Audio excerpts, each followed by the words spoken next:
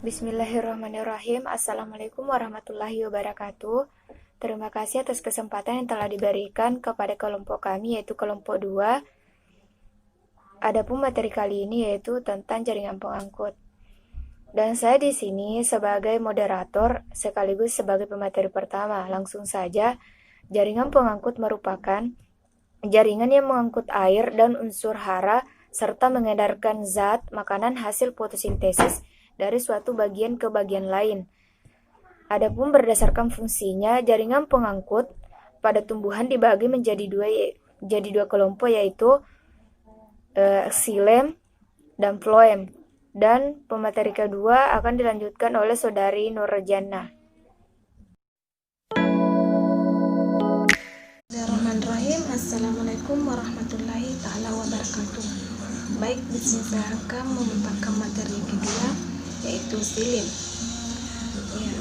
Silin atau pembuluh kayu merupakan jaringan pengangkut yang berfungsi untuk menyalurkan air dan unsur hara dari akar ke daun. Dan yang pertama, trakea dan komponen pembuluh. Di sini saya akan menjelaskan tentang trake. Trake adalah sel-sel tumbuhan yang dindingnya mengalami lignifikasi atau penebalan oleh senyawa lignin, dan sel-selnya akan mati setelah dewasa. Trake merupakan komponen penyusun berkas vaskular silin yang membentuk lancip dan panjang serta memiliki dinding sel yang berlubang-lubang atau yang disebut pitchella. Dan yang kedua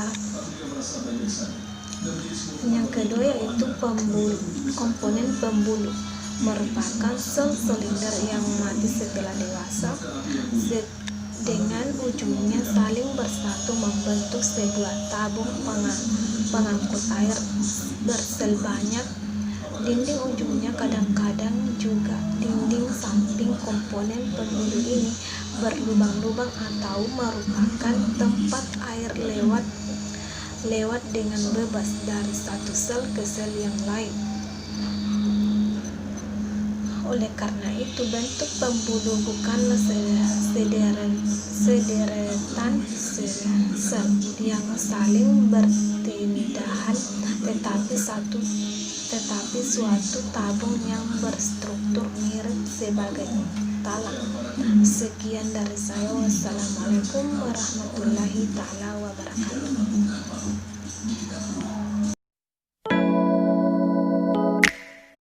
Assalamualaikum warahmatullahi wabarakatuh.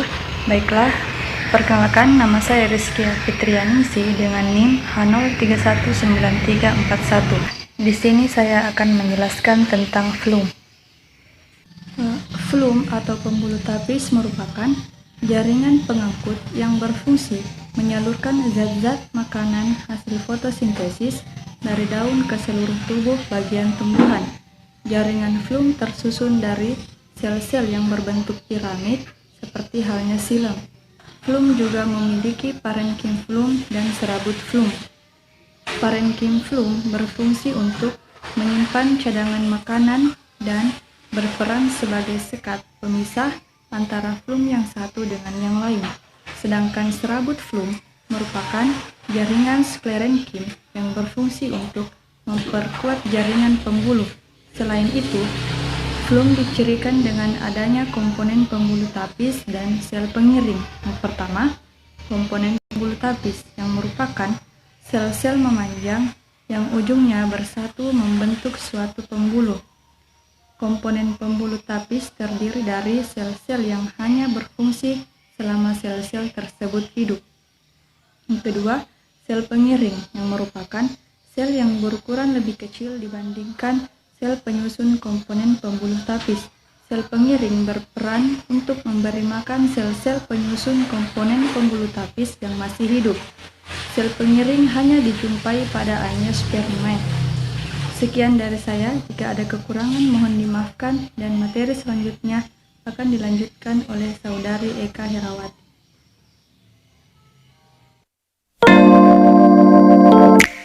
kasih. Assalamualaikum warahmatullahi wabarakatuh. Perkenalkan, nama saya Herawati, NIM H0319505. Baik, di sini saya akan melanjutkan materi yang dibawakan oleh saudari Rizkia Fitriani SIM. Selanjutnya yaitu silen dan ploem membentuk jaringan pembuluh angkut. Ada beberapa tipe pembuluh angkut yang dapat ditemukan berupa ikatan pembuluh kolateral dan ikatan pembuluh radial. Yang pertama, ikatan pembuluh kolateral. Ikatan pembuluh kolateral merupakan ikatan pembuluh angkut yang terbentuk dari silen dan ploem yang letaknya bersebelahan. Silen berada di bagian dalam, sedangkan ploem berada di bagian luar. Tipe ikatan ini dibagi lagi menjadi dua kelompok, yaitu kolateral terbuka dan kolateral tertutup. Pada kolateral terbuka, apabila antara silen dan ploem terdapat kambium, contohnya pada tumbuhan dikotil. Sebaliknya, kolateral tertutup apabila antara silen dan ploem tidak ditemukannya kambium, contohnya pada batang tumbuhan monokotil. Yang kedua, ikatan pembuluh radial. Ikatan pembuluh radial merupakan suatu ikatan pembuluh angkut yang terdiri dari silen dan ploem yang membentuk cincin silindris. Pada tipe ini dikelompokkan lagi menjadi dua, yaitu tipe amfikribal dan tipe amfifasal.